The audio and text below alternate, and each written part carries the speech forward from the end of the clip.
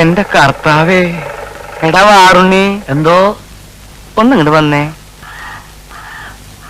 നിനക്ക് ഞാനൊരു ഉമ്മൻ ചിരട്ട കള്ള. ഇതെന്താ? പാവാടാ. ഒറ്റ അലക്കണ്ടല്ലോ, നിന്റെ മോണ്ട തിരിഞ്ഞു. 4 ജാക്കറ്റ് തയ്ക്കാൻ പറഞ്ഞിട്ട് അതുകൊണ്ടൊക്കെ പാവാട തയ്ക്ക. നീയൊക്കെ ഈ കിഴക്കമ്പാടത്ത് കുരിനെ ഒരു വഴിക്കാക്കും. ആശാൻ വെട്ടിത്തന്ന് ഞാൻ വേറെ ഇരുന്നങ്ങ് തച്ച്. ഞാനൊന്ന് വെട്ടിന്ന് വെച്ച് അപ്പന്റെ മുഖത്ത് ആ ഷേവ് ചെയ്ത് പിടിക്ക. മോന്റെ വീട്ടിലൊക്കെ അങ്ങനെ ആവും അല്ലേ? എന്താ രാവിലെ ഒരു വഴക്ക്? ഇവിടെ ഒരു വഴക്കില്ല, ഞങ്ങൾ തമ്മിൽ സ്നേഹത്തിലാ. അവിടെ എത്രയോ നേരെ കാശുണ്ടോ കയ്യില്? ഇറങ്ങിക്കോളൂ. നായരല്ലെങ്കിലും പ്രധാനമായിട്ട് പറഞ്ഞ തന്നോടാ. വാറിനെ എന്തോ? ആ കത്തിരിയുടെ അകത്ത് വെച്ച് ഒക്കത്ത് വെച്ച് കൊണ്ടുപോകാൻ പറ്റുന്ന എല്ലാ സാധനങ്ങളും അകത്ത് വെച്ചേക്കാം. ഇവൻ പോയതിന് ശേഷം അതൊക്കെ എടുത്ത് പുറത്ത് വെക്കാം. കാര്യത്തിലോട്ട് കയറുന്നതിന് മുമ്പേ തനിക്ക് എന്തിനു ഒരു ഇളവക്കം? തനിക്കൊരു പുത്ത ആർഡറുമായിട്ടാണ് മുതലാളി വന്നിരിക്കുന്നത്, അറിയാം. താനൊരു കോപ്പും കൊണ്ടുവരണ്ട. മുമ്പ് ചെയ്തതിന്റെ കാശ് തരാതെ ചക്കാത്തിന് ചിരക്കാൻ എന്നെ കിട്ടില്ല. പറഞ്ഞേക്ക്. ചക്കാത്തിന് വേണ്ടോ? സാധനം റെഡിയാകുമ്പോ റെഡി കാശ് കൈ തരും. ഇത്രയും വലിയ ഒരു ഓർഡർ ഒരു കൊമ്പത്തുള്ളവനും തനിക്ക് തന്നിട്ടുണ്ടാവില്ല. എന്താ? എടോ നായരെ, ഇടപാടിൽ കൃത്യശില്ലാത്തവരോടെ അടിക്കൊരു വെട്ട്, നടുക്കൊരു കൊട്ട്, തലക്കൊരു ചവിട്ട്. അതാ എന്റെ ലൈ. താനിങ്ങനെ കഥ അറിയാണ്ട് തുള്ളിയാൽ എങ്ങനെയാ?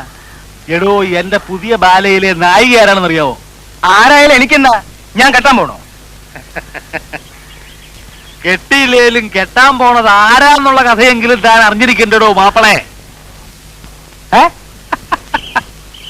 ഒരു രാജകുമാരനല്ലേ അവളെ കെട്ടാൻ പോണത്.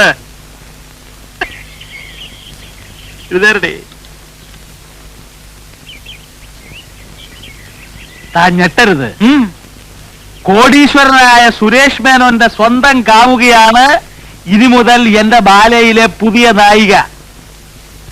അയാളാണ് ഇനി ബാലയ്ക്ക് വേണ്ടി പണം മുടക്കാൻ പോകുന്നത്. ഞെട്ടിയല്ലേ? എന്റെ രപ്പി വിശ്വാസം വരണില്ലേ? എന്റെ മുടിപ്പര അമ്മച്ചിയാണ് താനീ കേട്ട എല്ലാം സത്യമാണ്. സുരേഷ് മേനോൻ കെട്ടാൻ പോണ് രോഹിണി നായിക ബാലെ ടിക്കിരി മുട്ടം. വിശ്വാസമില്ലേ? താൻ ഒരു കാര്യം ചെയ്യും, പുതിയ ബാലയ്ക്കുള്ള കോസ്റ്റ്യൂംസ് കംപ്ലീറ്റ് തയ്ച്ചിട്ട് ബില്ല് രോഹിണിയുടെ പേരിൽ അയാളുടെ ഓഫീസിലേക്ക് അയച്ചു. വേണമെങ്കിൽ 5-10 കേറി പോടേ. പൂച്ചയ്ക്ക് എന്തൊരു വേണമെങ്കിൽ 5-10 കൂട്ടിക്കോ, എന്നിട്ട് കാശ് ഉടനെ കിട്ടുമോ നോക്കിക്കോ. നിങ്ങൾ ഇത് ആദ്യം പറയേണ്ടതായേ. വന്നു കയറുന്ന ഐശ്വര്യം വിളിച്ചു പറഞ്ഞുകൊണ്ട് നടക്കുന്ന സ്വഭാവം എനിക്ക് പണ്ടേ ഇല്ല. എന്തൊക്കെയാ വേണ്ടേന്ന് വെച്ചാ നമുക്ക് ലിസ്റ്റ് എടുക്കാം. മനുഷ്യൻ നന്നാവണത് കണ്ടുകൂടാത്തവർ അയലത്തുള്ളവന്മാര്. ചെല്ലി ചെല്ലി.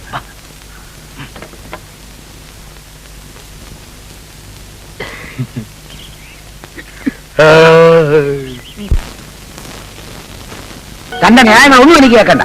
ബാലയെ കുറിച്ച് നടക്കാനല്ല, അസുഖം ചികിത്സിച്ച് വേറെക്കാനാണ് തനിക്ക് ഞാൻ ലീവ് വന്നത്. അല്ല സാർ, ലീവ് മാറിയപ്പോ അസുഖം മാറിയപ്പോ ലീവ് ബാക്കി ഉണ്ടായിരുന്നതുകൊണ്ട്. ഇനിയൊന്നും പറയണ്ട. You are suspended. അയ്യോ സാർ, പറഞ്ഞു കേട്ടില്ലേ? തന്നെ സസ്പെൻഡ് ചെയ്തിരിക്കുന്നു. Now get out.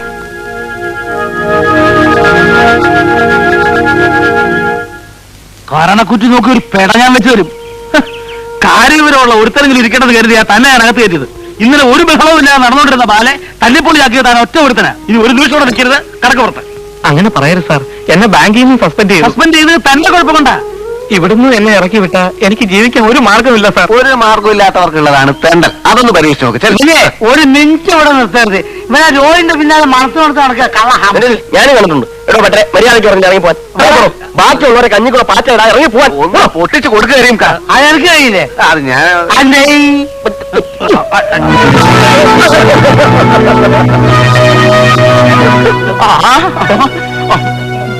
ഒറ്റ ഒറ്റ കണ്ണോടെ കണ്ണാത്തിട്ട് പോടോ.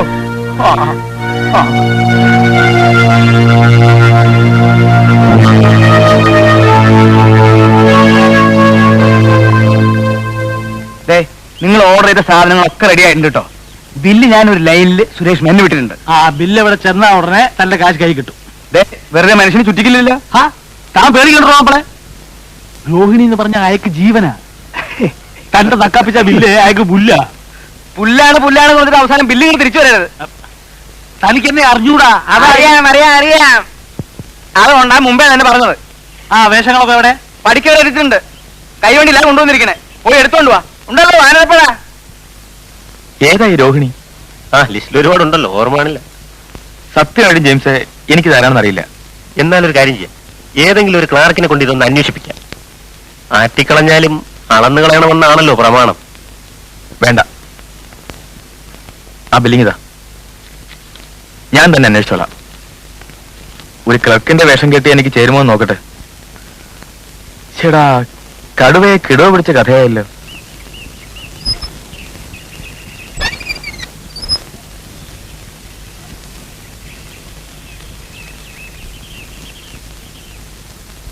ആരാ? ശിവസുബ്രഹ്മണ്യല്ലേ? ശിവസുബ്രഹ്മണ്യമോ? അതെ, ബാങ്കിൽ ജോലിയുള്ള. ഓഹോ, അയാളോ? അയാളുടെ വീട് ഇതല്ല. നിനക്ക് വീട് വെക്കോ മോളെ? ഇല്ല, ശിവസുബ്രഹ്മണ്യം പറഞ്ഞത് ഇതാണെന്നാ. ഇത് അയാളുടെ വീടാണെന്ന് പറഞ്ഞോ? പറഞ്ഞു. ഇതെന്റെ വീടാ. പിന്നെന്താ അയാൾ അങ്ങനെ പറഞ്ഞത്? അവൻ ഇതല്ല, ഇതിലപ്പുറവും പറയും. ഭൂലോക കള്ളൻ. ഇത്രയും വലിയൊരു കള്ളനെ ഞാൻ ജീവിതത്തിൽ കണ്ടിട്ടില്ല. അവൻ ഭ്രാമനാണോ എന്നൊരു എനിക്ക് സംശയമുണ്ട്. Is a big fraud. നിങ്ങൾക്ക് എന്താ അവനുമായി ബന്ധം? ഗുരുവായൂരപ്പ, ഇപ്പോഴെങ്കിലും ഇത് അറിഞ്ഞത് നന്നായി. കല്യാണത്തിന് ശേഷമായിരുന്നെങ്കിലോ? കല്യാണമോ? വെറുതെ അബദ്ധത്തിലൊന്നും ചെന്ന് ചാടരുത്. പെണ്ണ് വീട്ടുകാരെ ഒന്ന് ഇംപ്രസ് ചെയ്യാനാവും ഇത് അവന്റെ വീടാന്ന് പറഞ്ഞത്. ഇപ്പൊ അവന് ബാങ്കിലും ജോലിയൊന്നുമില്ല. കള്ളത്തരം കാണിച്ചതിന് സസ്പെൻഷനില്ല. വെറുതെ നിങ്ങൾ ഈ പെണ്ണ് കൊലയ്ക്ക് കൊടുക്കരുത്. അത്ര എനിക്ക് പറയാനുള്ളൂ.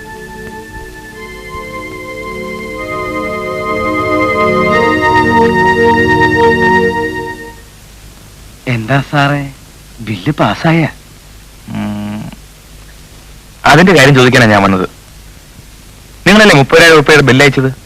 അതെ, ഇതിലൊരു കള്ളത്തരമില്ല കേട്ടോ. ബില്ലെന്താ അവിടേക്ക് അയച്ചത്? പിന്നെ എന്റെ അമ്മായിപ്പന്റെ വീട്ടിലേക്ക് അയക്കാ. നിങ്ങൾ ചെക്കിങ്ങിന് വന്നതായിരിക്കും അല്ലേ? ബില്ല് സുരേഷ് മേനോൻ സാർ കണ്ടോ? ആ, ഇല്ലെന്ന് തോന്നുന്നു. ആ, അതാ കുഴപ്പം. അങ്ങേര് കണ്ടാ ഉടനെ പാസ്സാക്കിയേനെ. അതെന്താ? സുരേഷ് മേനോൻ സാറിന്റെ കാമുകി ബാലയിൽ അഭിനയിക്കാൻ വേണ്ടി എടുത്ത ഡ്രസ്സിന്റെ വിലയും അതിന്റെ തയ്യൽ കൂലിയുമാണ് ആ ബില്ല്. എനിക്ക് അല്ല, അങ്ങേർക്ക് അങ്ങനെ ഒരു കാമുകയില്ലല്ലോ. പിന്നെ തന്നോട് എഴുന്നള്ളിച്ചിട്ടാണല്ലോ അയാൾ പ്രേമിക്കാൻ പോണത്. ഇതൊക്കെ മുതലാണ് വേറെ സ്വന്തം കാര്യം. താൻ ബില്ല് മുതലുടെ കൈ കൊടുത്താൽ മതി, അത് പാസ്സായിക്കോളൂ. ശരി, കൊടുത്തേക്കാം. അല്ല, നിങ്ങൾ എങ്ങനെ ഇതൊക്കെ അറിഞ്ഞു? കീരിക്കാട്ട് ചെല്ലപ്പൻ പറഞ്ഞു. കീരിക്കാട്ട് ചെല്ലപ്പൻ അയാളുടെ ട്രൂപ്പിലെ നായിക രോഹിണിയ സുരേഷ് മേനോൻ സാറിന്റെ കാമുകി. ഈ ബാലേ ട്രിപ്പ് എവിടെയാ? അത് ഇവിടെ അടുത്താ. അപ്പൊ ഞാൻ വരട്ടെ. സാറേ, ആ ബില്ലൊന്ന് പാസ്സാക്കണേ. ആ, നോക്കട്ടെ. നമുക്ക് എന്തെങ്കിലും നക്കാപ്പിച്ച് വേണമെങ്കിൽ ഞാൻ ശരിയാക്കി തരാം. തേങ്ങ അടിക്കണമെന്ന് പറഞ്ഞ അമ്മയുടെ നെഞ്ചത്ത് തന്നെ വേണോ? എന്താ പറഞ്ഞ? അല്ല, ഈ കാശ് ഉടനെ ശരിയാക്കാം. ആ,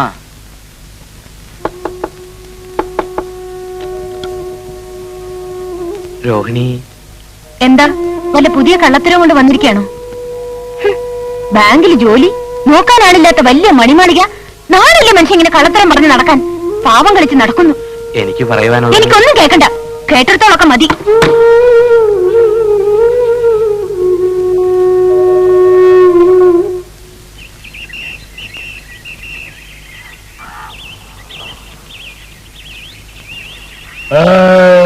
ഹലോ ഹലോ ഹലോ ഹലോ, ഇവരല്ലേ കീരിക്കാരന്റെ ബാലെ? ബുക്കിങ്ങിന് വന്നാണ് എന്നെ ഡേറ്റ് എടുക്കില്ല. മൊയിലാളി ബിസി. ഗാന്ധികാളി പേപ്പറുകാരന്മാരുടെ കൂടെ ഒരേ മീറ്റിംഗ്. പത്രസമ്മേളനാണോ? എന്തരണ്ട, ഞങ്ങളുടെ പുതിയ ഹീറോയിനി രോഹിണിയെ പേപ്പറുകാരന്മാർക്ക് പരിചയപ്പെടുത്തി കൊടുക്കുക. എന്താ എത്ര പരിചയപ്പെടുത്താൻ? സുരേഷ് മേനോന്ന് കേട്ടിട്ടുണ്ടാ? ആര്? അദ്ദേഹം വലിയ പണക്കാരനല്ലേ? അത്ര വലിയ പുല്ലൊന്നും അല്ല. നമുക്കറിയാം അവന്റെയൊക്കെ കഥ. അവന്റെ തന്ത കള്ളനോട്ടടിച്ചല്ലേ പണക്കാരനായത്. അത് ഓട്ട് പുല്ല്. അവനൊക്കെ എന്തരായ നമുക്കെന്ത്? നമ്മുടെ ഭാഗ്യത്തിനോ എന്തോ നമ്മുടെ ട്രൂപ്പിൽ ഒരു ചരക്കുമായിട്ട് എവനൊരു ലൈൻ. നമ്മുടെ മൊയിലാളി അത് ശരിക്കും മുതലെടുത്ത്. പെണ്ണിപ്പ ഹീറോയിനി. ഇതിന്റെ കേറാപ്പില് സുരേഷ് മേനോൻ ബാലയുടെ പാർട്ട്ണറായ മൊയിലാളി കോളടിച്ച്. ആ, എവിടെ ഗാന്ധി ഹാൾ? എന്റെ കൂടെ വരി, ഞാൻ കാണിച്ചു തരാം. സാറ് ബാലയെ മുഖ്യം തന്നെയാ വന്നത്? അതെ അതെ. സാറിനെ ഞാൻ എവിടെയോ വെച്ച് കണ്ടിട്ടുള്ളതല്ലേ? വല്ല ഉത്സവ പറമ്പിലും ബാലയെ ആയിരിക്കും. നമ്മൾ വായി നോക്കിയുള്ള ചുറ്റി തിരിയാത്ത ഇടമില്ലല്ലോ. അയ്യോ, പറഞ്ഞോണ്ട് നേരം പോയി അറിഞ്ഞില്ല. ഞാൻ പോട്ടാ. ഞാനും വരുന്നു. ചുമ്മാ വരി. കാറിൽ പോ.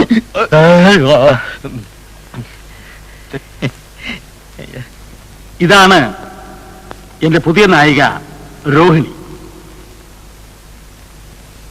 തികച്ചും നായിക പ്രാധാന്യമുള്ള ഒരു ബാലയാണ് ഇത്തവണ ഞാൻ അരങ്ങേറുന്നത്. അതുകൊണ്ടാണ് രോഹിണിയെ പോലെ അഴകും ആരോഗ്യവും സൗന്ദര്യവും കലാവാസനയുമുള്ള ഒരു പെൺകുട്ടിയെ ഞാൻ നായികയായി തിരഞ്ഞെടുത്തത്. രോഹിണി എത്രാമത്തെ വയസ്സിൽ അഭിനയിക്കാൻ തുടങ്ങിയത്? 15ാമത്തെ വയസ്സിൽ. കാരണം വീട്ടിലെ ബുദ്ധിമുട്ട്. പിന്നെ ബുദ്ധിമുട്ട് എന്ന് ഉദ്ദേശിച്ചത് ഈ ജന്മവാസന പ്രകടിപ്പിക്കാനുള്ള അവസരം കിട്ടാതെ വരിക എന്നുള്ള അർത്ഥത്തിലാണ്. പിന്നെ ഈ തറവാട്ടിൽ കൊള്ളാവുന്ന വീട്ടിലെ പെൺകുട്ടികൾക്കുള്ള ചില തടസ്സങ്ങൾ. അതെ. പിന്നെ അടുത്ത് തന്നെ നമ്മുടെ രോഹിണി വിവാഹിതയാവുകയാണ്. അതെയോ? ആ, അങ്ങനെ തീരുമാനിച്ചിട്ടില്ല. ആരാ വരൻ? വരൻ നിങ്ങൾക്കൊക്കെ വളരെ വളരെ സുപരിചിതനായ കോടീശ്വരനായ സുരേഷ് മേനോൻ. ശരിയാണോ?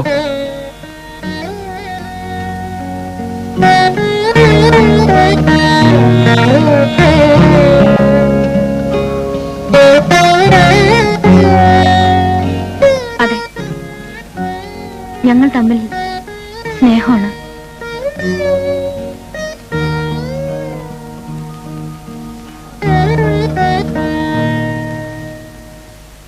ഈ സുരേഷ് മേനോൻ ഇവിടെ വരുവോ? അത് വരുമില്ലോ എന്ന് എനിക്ക് പറയാൻ പറ്റില്ല. എനിക്കൊരു അപേക്ഷയുണ്ട്. ഇത്തരം കാര്യങ്ങൾ ദയവീത് പത്രത്തിൽ പ്രസിദ്ധീകരിക്കരുത്. ഇത് എന്റെ പേഴ്സണൽ ആയിട്ടുള്ള ഒരു കാര്യമാണ്. അങ്ങനെ ഈ പത്രസമ്മേളനം തൽക്കാലം ഇവിടെ അവസാനിക്കുകയാണ്. നിങ്ങൾക്കെല്ലാവർക്കും എന്റെയും രോഹിണിയുടെയും പ്രത്യേകം നന്ദിയും കൃതജ്ഞതയും രേഖപ്പെടുത്തിക്കൊള്ളുന്നു. നമസ്കാരം.